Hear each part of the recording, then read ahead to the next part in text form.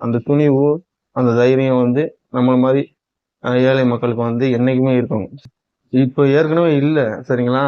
அப்போ நம்ம தான் உருவாக்கணும். அப்போ ஏதாவது நமக்கு வந்து அப்பா, தாத்தா இந்த மாதிரி முன்னோர்கள் வந்து சொத்துக்கள் சேர்த்து வச்சிருந்தாங்கன்னா அதை நம்ம ஏதாவது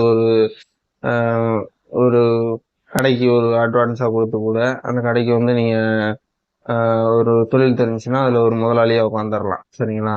வந்து முன்னாடி அவங்க சம்பாரிச்சு வச்சிருந்தா, சரிங்களா? இல்லை குடும்ப தொழில் ஏதாவது இருந்துச்சுன்னா அதை வந்து நம்ம அப்படியே பின்தொடர்ந்து நம்மளும் ஏதோ கொஞ்சம் ஸ்டேபிள் ஆகி சந்தோஷமா வாழ்க்கையை நடத்தியிருக்கலாம். அது எதுவுமே இல்லை. நமக்கு வந்து ஒரு கடவுள் வந்து நல்ல ஒரு உடல் அமைப்பை கொடுத்துருக்காரு, மனசுல ஒரு தைரியத்தை கொடுத்துருக்காரு. என்ன வேணா நம்மளால செய்ய முடியும், எதை வேணா ஜெயிக்க முடியும் அப்படின்ற ஒரு தைரியத்தை கொடுத்துருக்காரு. அதுக்கான அனுபவங்களை கொடுத்துருக்காரு. நம்ம எத்தனை முறை தோல்வி அடைஞ்சாலும் திரும்ப திரும்ப எந்திரிச்சு வர்ற தைரியத்தை கொடுத்துருக்காரு, சரிங்களா? அந்த துணிவு, அந்த தைரியம் வந்து நம்மள மாதிரி ஏழை மக்களுக்கு வந்து என்னைக்குமே இருக்கணும், சரிங்களா? மிடில் கிளாஸ் மக்களுக்கு என்னைக்குமே இருக்கணும். அதை ஊக்கம் வந்து கைவிடையல். அது ஊக்கம் வந்து என்னைக்குமே இருந்துகிட்டே இருக்கணும். அது மட்டும் இல்லைன்னு வச்சுக்கோங்களேன், நம்ம வந்து அவ்வளோதான், வேஸ்ட், ஒண்ணுமே செய்ய முடியாது.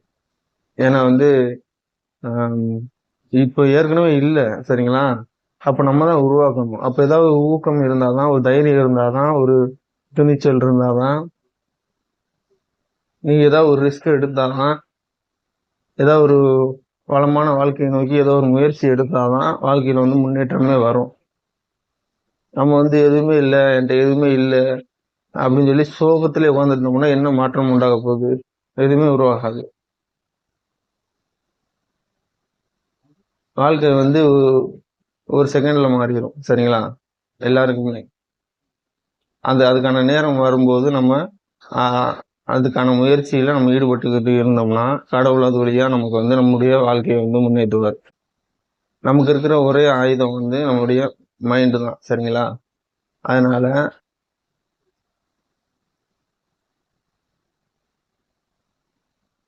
உங்க மேல எந்த ஒரு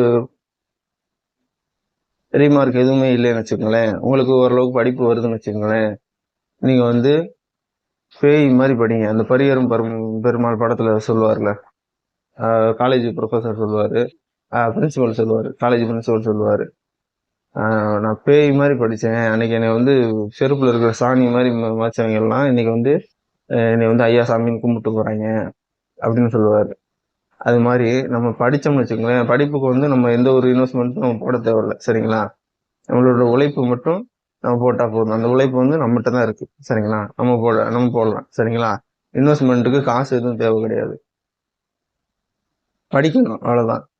அது நீங்க சென்டர்ல சேர்ந்து படிச்சவங்கன்னா அப்புறம் பெரிய ஆளா இருக்காங்க அப்படிலாம் கிடையாது. வீட்டில் உட்காந்து ஒரு புக்கு வாங்கி படிச்சாலே போதுமானது, சரிங்களா?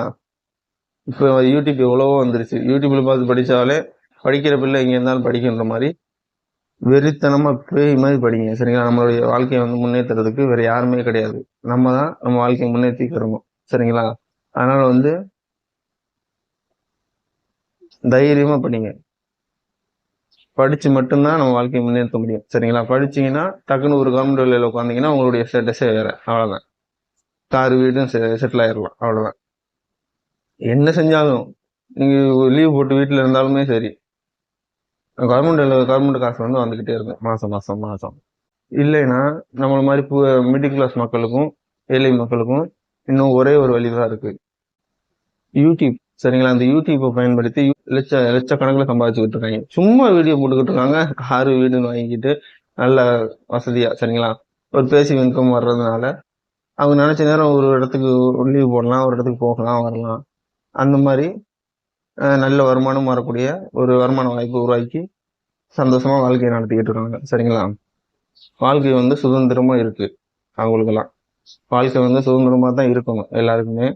நம்ம வந்து இந்த மாதிரி சூழல்ல இருக்கோம்னா ஒண்ணு படிப்புல கான்சென்ட்ரேட் பண்ணுங்க, இல்லைன்னா யூடியூப் சேனல் ஆரம்பிச்சு அதுல வந்து நீங்க வெறித்தனமா